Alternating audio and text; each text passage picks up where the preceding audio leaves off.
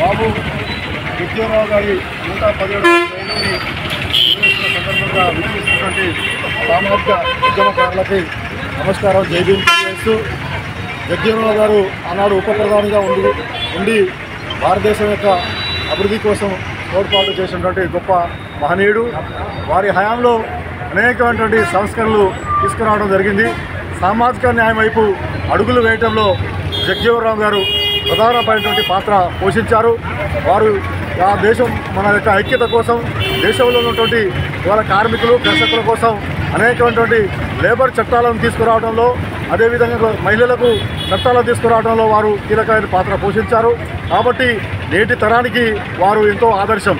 కాబట్టి ఇవాళ భారతదేశంలో ఉన్నటువంటి పరిస్థితులు వాటి రీత్యా మనం ఆలోచన చేయాల్సిన అవసరం ఉంది.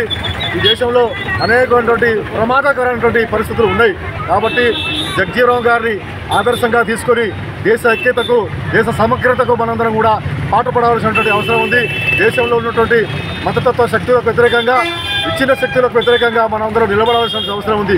దేశాన్ని విచ్ఛిన్నం చేయాలని, భారత రాజ్యాంగాన్ని ఇవాళ మార్చాలని చెప్పి కొన్ని శక్తులు కుట్ర చేస్తున్నాయి. వాటి పట్ల మనందరం కూడా అప్రమత్తంగా ఉండి రాబోయే కాలంలో కూడా అటువంటి శక్తుల పట్ల మనందరం కూడా వాటిని అడ్డుకొని దేశం యొక్క ఐక్యతను చాటాలని చెప్పి, దేశం యొక్క లౌకిక తత్వాన్ని